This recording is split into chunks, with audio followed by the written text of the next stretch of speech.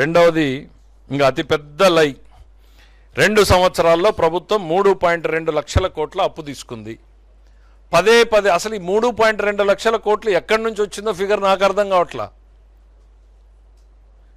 క్లియర్గా ఇవాళ నా బారోయింగ్స్ ఏంటి అనేటువంటిది ప్రతి ఒక్కరికి కూడా స్టేట్మెంట్లు ఉంటున్నాయి. పోనీ వాళ్ళు చెప్తున్నటువంటి స్టేట్మెంట్లు కూడా ఉన్నాయి.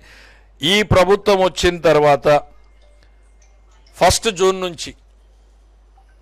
జూన్ నుంచి ఈ ఫిబ్రవరి 26 వరకు, ఎందుకంటే ఈ మార్చి 10 రోజులు మేము ఇంకా అకౌంట్స్ చెప్పలేదు, 19-20 నెలలకు గాను మేము చేసినటువంటి అప్పు 1,05,800 కోట్లు మాత్రమే. ఐ రిపీట్, 1,05,800 కోట్ల రూపాయలు మాత్రమే. పదే 3.2 లక్షల కోట్లు అప్పు చేశారు, 3.2 లక్షల కోట్లు అప్పు చేశారు అనేటువంటిది క్లియర్గా నేను చెప్తాను. నేను చెప్పేటువంటిది ఏంటి, నేను చేసినటువంటి అప్పుల్లో కూడా క్లియర్గా స్టేట్ గవర్నమెంట్ సెక్యూరిటీస్, మీకు కావాల్సి ఇది ఫోటో షేర్ చేస్తాను just for reading. Net borrowings నా పరిస్థితి ఏంటి అనంటే జూన్ నాటికి 96,000 కోట్లు, EAP external aided projects court 11,919 కోట్లు, నాబార్డు అండ్ అదర్ థింగ్స్ మైనస్లో ఉన్నాయి. ఈ టోటల్ కలిపితే మాకు 1,05,800 కోట్ల రూపాయలు నా నెట్ ఓపెన్ మార్కెట్ బారోయింగ్స్. దీన్ని పట్టుకుని 3.5 లక్షలు, 3.20 లక్షలు రోజుకో సంఖ్యని చెప్తా పోతా ఉన్నారు. ఇక 24-25 సంవత్సరానికి ప్రభుత్వం అప్పులు 60,485 కోట్ల రూపాయలను అసెంబ్లీలో చెప్పింది. అయితే సిఏజీ నివేదిక ప్రకారం వాస్తవ అప్పులు 81,000 చిల్లర అనేటువంటిది వీళ్ళు పెట్టారు. ఏమని పెట్టారు, ఈ పేపర్లో రాసిన దాని ప్రకారం 81,082 కోట్లు ఏదో అని చెప్పి పెట్టారు. 81,082 కోట్ల రూపాయలు అసెంబ్లీలో 60,000 కోట్లుగా చూపించారు. ఈ అధికారుల్ని మేము డిఓపిటీ కంప్లైంట్ చేస్తాను. నువ్వు ఇప్పుడేమన్నా ఊరికే ఉన్నావా? ప్రతిరోజు కంప్లైంట్ పెడుతున్నావు కదా. 150 కార్పొరేషన్లకి నువ్వు కంప్లైంట్లు పెట్టావు, ఈ ప్రభుత్వానికి అప్పులు ఇవ్వద్దండి అని. మేము ఎప్పుడు గతంలో చేయలా. రోడ్డెక్కి పోరాడితే ఈ రాష్ట్రంలో మీ ప్రభుత్వం మీద ఇక్కడ ఒత్తిడి తీసుకొచ్చాం, కానీ రాష్ట్ర ప్రయోజనాలకు భంగం వాటిల్లే రకంగా ఈరోజు చేయలా. నువ్వు 150 మంది కార్పొరేషన్లకి రిస్క్ అసెస్మెంట్ ఆఫీసర్లకు కంప్లైంట్ పెట్టావు. ఎక్కడి నుంచి? ఆస్ట్రేలియాలో ఉన్న వ్యక్తితో నుంచి.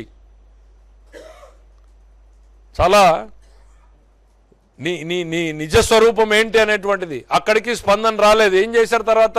మీ సుబ్బారెడ్డి గారి చేత కంప్లైంట్ పెట్టించే. ఎవరికి పెట్టారు?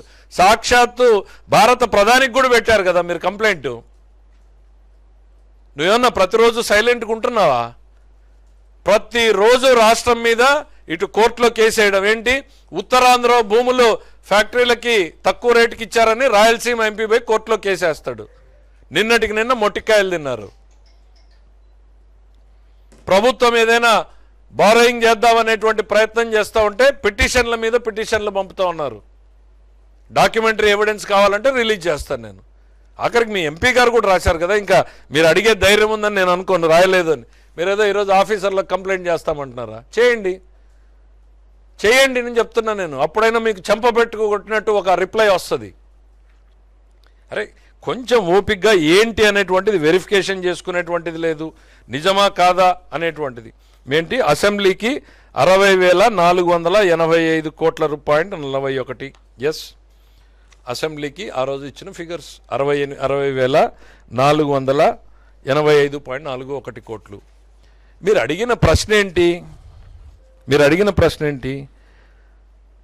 On budget, of budget borrowings. ప్రభుత్వానికి ఉన్నటువంటి బారోయింగ్స్ శాసనసభకు చెప్పినటువంటి 60,485.41 కోట్లే. మీరు ఆ రోజు అసెంబ్లీకి వచ్చి లేకపోతే కౌన్సిల్కి వచ్చి మీ సభ్యులు 4 ప్రశ్నలు ఎక్స్ట్రా వేసింటే ఇది ఈరోజు నేను తీసుకొచ్చిన షీట్ కాదు. ఆ రోజు అసెంబ్లీకి పంపడానికి 3-4 డ్రాఫ్ట్లు చేస్తారు ఏ ఆన్సర్ పెట్టాలి అని. అందులో ఉన్నటువంటిదే. సరే, అంత మేరకు ఇచ్చారు. మీరు సప్లిమెంటరీస్ అడుగుంటే మిగిలిన ఆన్సర్ కూడా కింద వచ్చి ఉండేది. కింద ఉంది సప్లిమెంటరీస్ అడుగుంటే, మీరు అడగలేదు. ఏంటది? ఆ 60,000 కోట్లకి 81,082 కోట్లకి తేడా ఏంటి అనంటే ways and means advance 13,419.30. It is a ways and means advance, it is not a borrowing. రాయండి జగన్మోహన్ రెడ్డి గారు, వాళ్ళే రిప్లై చెప్తారు మీకు.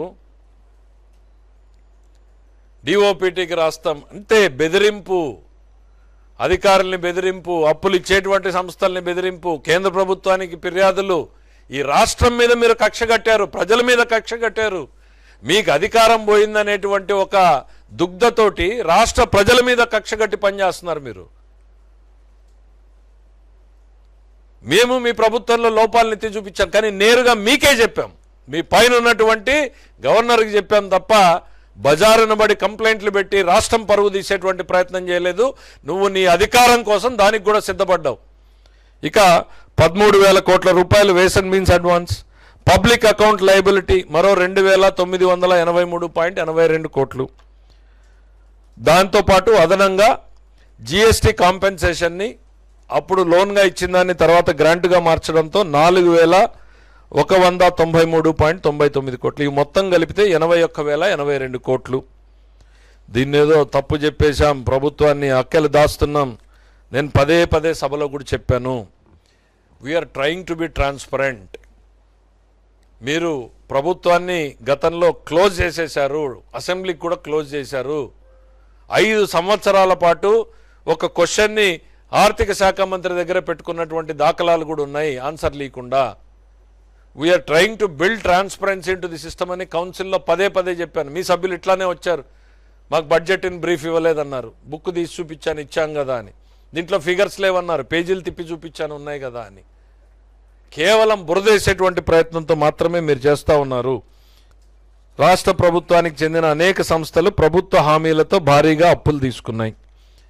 గవర్నమెంట్ గ్యారంటీస్ ఆయన ఏదో భారీగా తీసుకున్నాయని చెప్తున్నారు కదా. ఒకటే ఎగ్జాంపుల్, 23-24లో గవర్నమెంట్ ఇచ్చిన గ్యారంటీసు 1,54,797 కోట్ల రూపాయలు.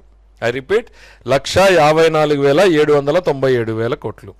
24-25 అంటే మా ప్రభుత్వం వచ్చిన తర్వాత ఫస్ట్ 2.5 నెలలు వాళ్ళు ఇచ్చినటువంటివి కూడా కలుపుకుంటే కూడా 1,53,759 కోట్లు.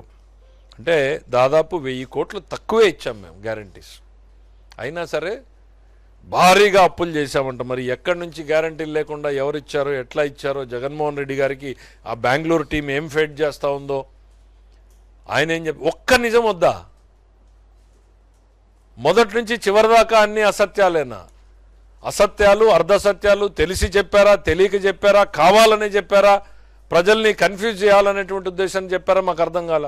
3.2 లక్షల కోట్ల అప్పులు. అరే మేము చేసిందే 1,05,000 కోట్లు క్లియర్గా ఆన్ పేపర్ కనపడతా ఉన్నాయనంటే ఇంకా ఆయన ఫైనాన్స్ మీద ఎక్కువగా ఇవే మాట్లాడారు. ఇంకా ఏంటి, ప్రైస్ స్టెబిలైజేషన్ ఫండ్కి 300 కోట్లే కేటాయించారు పంటల్ని కొనుగోలు చేయడానికి అనేటువంటిది. సరే 300 కోట్లే కేటాయించాం, కానీ ఎంత ఖర్చు పెట్టాం? 1,200 కోట్ల రూపాయల పైన ఖర్చు పెట్టాం. కేటాయింపులకి మా ఖర్చుకి తేడా ఏంటంటే we're committed to the farmers. 1,200 కోట్లు, మీరు 7,000 కోట్ల 5 ఏళ్లలో కేటాయింపులు చేసి 700 కోట్లు కూడా ఖర్చు పెట్టాల. మీకు మాకు కంపారిజన్ ఎట్లా?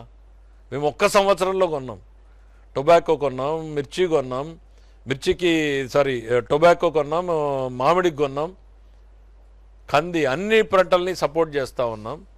ఇంకా ప్యాడీ మీద అయితే మీరు 6 నెలలకు పేమెంట్లు ఇస్తే మేము 24 గంటల లోపల పేమెంట్లు ఇస్తాం. బికాజ్ రైతు పడే కష్టాలు మాకు తెలుసు కాబట్టి సపోర్ట్ చేయాలని. అట్లని మేము ఏదో ఇక్కడ కంఫర్ట్లో ఉండి డబ్బుల మీద కూర్చొని చేయట్లా. మేము అప్పు చేసినా సరే రైతుకి బాసటగా నిలబడాలనేటువంటి ఉద్దేశంతో 24 గంటల లోపల పేమెంట్ ఇచ్చాం. మీరు ఇన్ని తప్పులు చేసి మళ్ళీ వచ్చి ఏదో అద్భుతాలు చేసినట్టు మాట్లాడుతూ ఉంటే నవ్వాలో ఏడవాలో తెలీదు. ఆయన మంత్రులు సమాధానం చెప్పకుండా నిలిచారంటే, ఎందుకంటే మేము తిరిగి ఓ ప్రశ్న అడిగాం వాళ్ళని. ఏం చెప్పారు ఆయన? ఇంకోటి ఏం చెప్తున్నాడు, రైతు భరోసా పథకం కింద ఇవ్వకుండా వదిలేసిన మొత్తం ఒకటి, దెన్ ఇన్సూరెన్స్ గురించి ఆయన మాట్లాడాడు. ఏదో ఇన్సూరెన్స్ గురించి మేము ఇవ్వలేదని. శివరాజ్ సింగ్ చౌహాన్ గారు, minister for agriculture, farmers welfare, rural development, మా ప్రభుత్వానికి రాసిన లేఖ. ఏంటి లేఖ సారాంశం? జగన్మోహన్ రెడ్డి గారు 3,000 కోట్ల రూపాయల్ని ఇన్సూరెన్స్ చెల్లించకుండా బకాయిలు పెట్టిపోయాడు.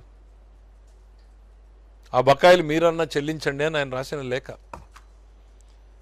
నిస్సిగ్గుగా నిర్లజ్జగా ఇట్లా మాట్లాడేటువంటి పరిస్థితులు రాజకీయాల్లో ఉండడం నిజంగా బాధాకరం.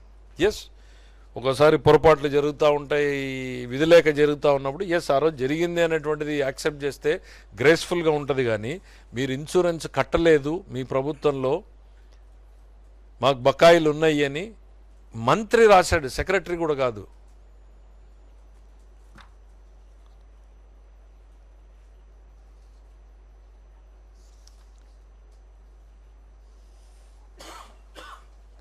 I would like to draw your attention to the pending premium subsidy related to the pending insurance claims under the scheme in Andhra Pradesh 2022 season గురించి. ఇది ఆయన మంత్రి గారు చాలా డీటెయిల్డ్గా అనెక్షర్ ఇచ్చాడు. ఇన్ని పాపాలు చేసి అదేదో 1000 ఎలుకల్ని తిన్న పిల్లి కాశీయాత్రకు పోయినట్టుగా మాట్లాడుతున్నారు. ఇక రైతు భరోసా గురించి మేమేదో ఇయలేదు అనేటువంటిది, మేము ఎంత ఇస్తున్నాం అనేటువంటిది 20,000 ఇస్తున్నాం, ఎంతమందికి ఇస్తున్నాం అనేటువంటిది కూడా చాలా స్పష్టంగా చెప్పాం. 46 లక్షల మందికి ఇవాళ కేటాయింపులు చేశాం. దీపం పథకం కింద నేను ఒకటే అడుగుతున్నా, దీపం పథకం కింద మేము గ్యాస్ సిలిండర్లని ఎక్కడ వద్దు, పులివెందల్లోనే మేము ఎవరికన్నా తక్కువ చేసామా? ఎవరన్నా మాకు సిలిండర్ రాలేదని చెప్పారా? రాష్ట్రం గురించి తర్వాత నీ కాన్స్టిట్యున్సీ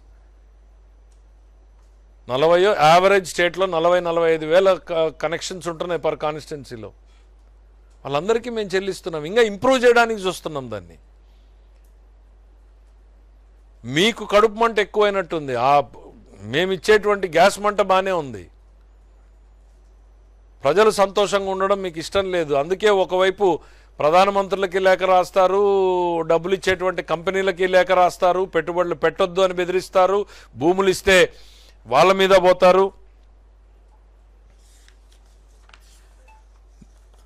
మీ ఈరోజు తల్లికి వందనం కావచ్చు, మేము ఇచ్చినటువంటిది మీకు మాకు తేడా ఎంత? మీరు 40 లక్షలు ఇస్తే మేము 67 లక్షల మందికి ఇస్తున్నాం.